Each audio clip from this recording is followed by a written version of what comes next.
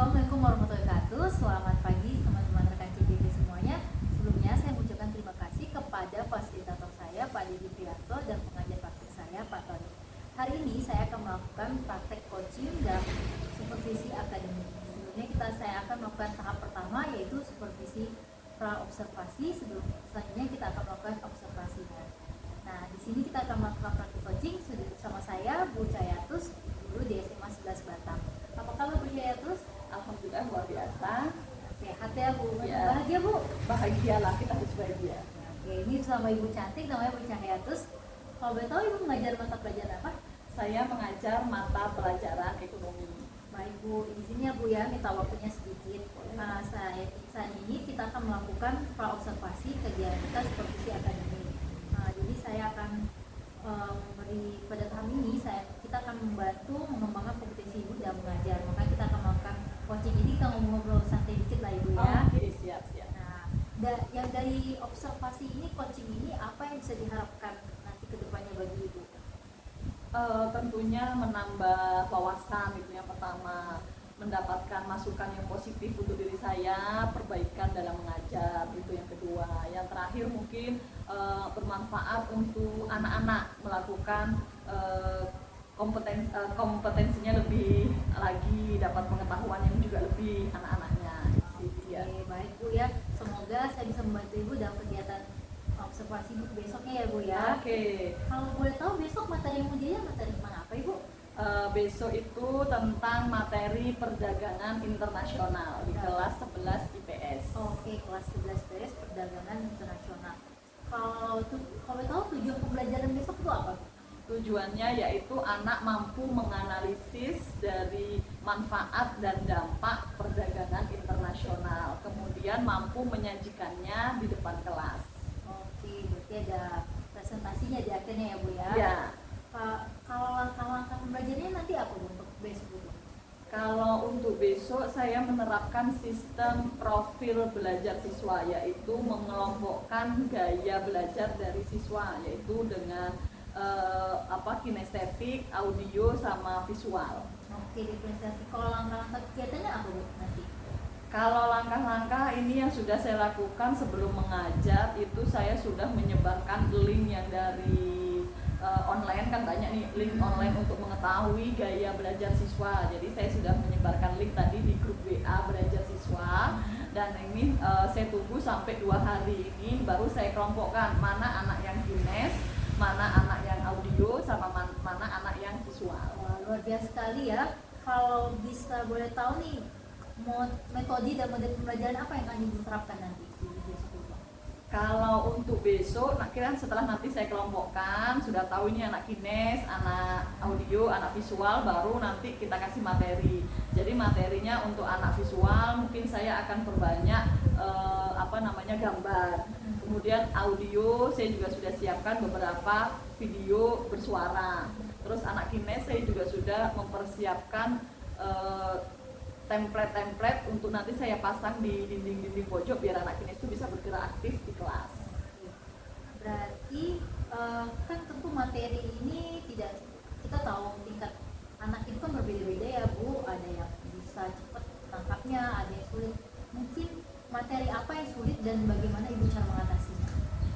Ini kan baru pertama, jadi yang selama ini ya kita kan sebelum mengenal gaya belajar siswa, kita pukul rata semua. Nah, ini kita anggap kalau satu kelas tidak bisa, kita tidak bisa semua. Kalau kita anggap satu kelas bisa, kita anggap bisa semua. Jadi untuk yang kesulitan saya yang sekarang ini saya belum bisa merasakan, kan besok masih bisa dicoba, baru mulai dicoba.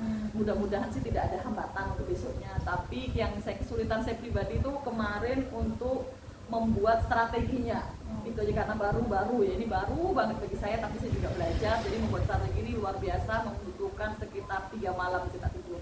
Oke, karena anak itu berbeda-beda ya Bu, iya, profilnya ya. Jadi strateginya, jadi solusi Ibu untuk ini gimana nih, kan anak-anak atau tadi Ibu udah bagi ini cerita nih, ada anak kinestetik, audio, visual. Jadi kan Ibu pingin semua anak tuh bisa tuh paham semua materinya. Jadi strategi apa yang akan bisa Ibu gunakan biar permasalahan ini bisa kita atasi?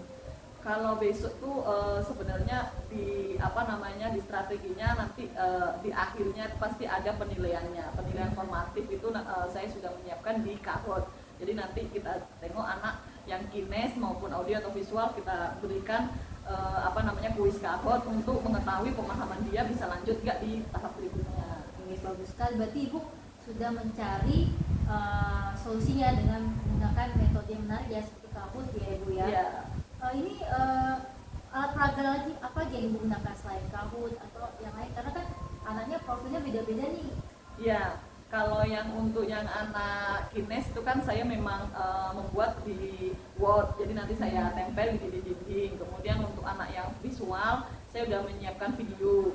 Kemudian anak yang visual saya siapkan PPT, PowerPoint, itu sudah ada gambar-gambarnya. Kemudian anak yang audio yang mendengarkan itu saya sudah ada 2 video juga tentang perdagangan internasional, jadi anak suruh mendengarkan. Yang intinya nanti ya tujuannya tetap sama, baik anak kines, anak audio, anak visual itu mampu memahami, menganalisis apa itu manfaat dan dampak dari perdagangan internasional. Oke, baik. Sudah banyak sekali, berarti Ibu sudah siap perang nih ya, karena sudah banyak sekali yang akan Ibu bawa untuk keesokan harinya. Semoga Iya. itu berjalan lancar ya Bu ya. Amin, tapi ya itu deg-degan juga nih karena ini baru juga untuk saya tuh, Oke. jadi Mungkin tantangan Ibu nih yang masih Ibu rasa yang perlu Ibu kembangkan, mungkin ada masih kekurangan. Ini Ibu merasakan udah Ibu siapin, mungkin masih ada kekurangan yang masih harus Ibu siapkan untuk besok. Apa iya. lagi kira?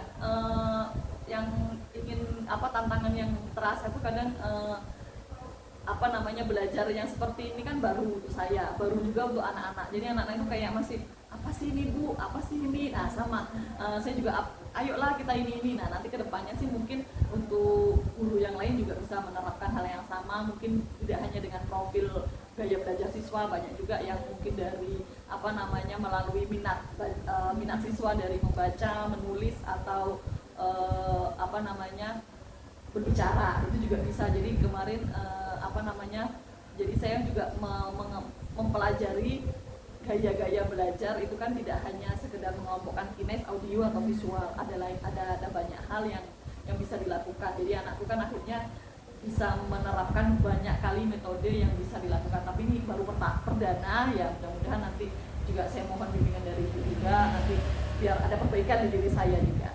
Berarti Ibu berarti nanti besok itu ada diferensiasi secara kelompok, juga ada diferensiasi proses juga sama produk ya Bu ya? Mungkin ada diferensiasi produk nanti akhirnya? Ada, jadi ada Seperti apa itu? diferensiasi produk saya itu di akhirnya itu kan anak-anak antara kelompok kines, audio atau visual itu saya membebaskan produk terakhir dia mau apa, boleh berupa gambar, boleh berupa video, boleh berupa apa namanya presentasi. Jadi tidak semua anak harus mempresentasikan, tidak, karena kan anak kan lain-lain. Ada yang mungkin dia suka menggambar, saya kasih dia menggambar. Kemarin hari ini juga saya sudah share beberapa aplikasi yang bisa untuk kita menggambar, itu membuat peta konsep bisa di Canva, atau yang untuk yang video bisa di KineMaster. Kalau untuk yang presentasi membuat video seperti ini, nanti jadi dia kayak presenter gitu, mempresentasikan apa yang dia paham. Oke, bagus sekali ya Ibu ya. Insya Allah semoga ini dengan persiapan ini semoga lancar ya Bu ya. Amin, Untuk amin, yang amin. sengaja nanti mungkin saya bisa bantu juga dalam diferensiasi produknya ya atau materinya. Atau saya ada beberapa materi yang berbeda. Mungkin saya bisa share juga ke Ibu, jadi bisa Ibu terapkan dalam kelas. Oke, terima Mungkin kasih. ini kan sudah semuanya nih, dan strategi sudah Ibu rancang. Mungkin ada beberapa kompetensi yang mungkin Ibu merasa perlu Ibu kembangkan, mungkin ya, atau dari manajemen waktu atau dari emosional, mungkin apa dulu? Karena kan siswa itu kan kadang ada yang ya karakternya beda-beda, Iya, betul. minatnya juga beda-beda. Mungkin ada pingin Ibu ngembangin apa dan diri Ibu lagi untuk kedepannya sebagai seorang guru? Saya lebih ingin kalau saya itu mengembangkan emosional. Jadi di dalam strategi pembelajaran yang sudah saya rancang ini pun saya saya terapkan break sejenak. Jadi untuk anak memperkenalkan emosi anak-anak, etikanya terutama. Jadi kita tidak hanya juga memberikan materi perdagangan internasional. Jadi di tengah-tengah itu ada saya selingi untuk stop sejenak, yaitu memperkenalkan etika dan emosional anak. Bagaimana menumbuhkan rasa simpati dan empati. Oke, bagus sekali. Berarti Ibu ingin mengembangkan lagi bagaimana cara mengembangkan PSE ya? Iya, Karena betul. itu bisa kompetisi itu ya kan. Memang sih ini sesuatu yang baru ya Bu ya. Betul. kita sama-sama belajar. Insya Allah semoga kegiatan besok berjalan lancar ya Bu ya. Amin. Semua Oke. sudah Ibu siapkan strateginya. Baik, nanti setelah itu kita akan berbincang lagi ya Bu, izin ya. Boleh. Nanti setelah saya izin masuk ke kelas Ibu, Boleh. nanti setelah itu kita berbincang lagi setelah pembelajaran yang Ibu lakukan. Oke, boleh. Oke, semoga lancar. Ya, terima kasih. Besok nanti kita ngobrol-ngobrol dikit ya Bu, Iya, ngobrol-ngobrol boleh. santai aja. Boleh. Nah, oke. Baik, teman-teman semua, terima kasih. Ini tahap pra observasi. Sebelum melakukan observasi sudah kita laksanakan. Besokan harinya kita akan melakukan pasca observasinya. Terima kasih atas video yang kita tonton tadi. Semoga bermanfaat untuk teman-teman semuanya.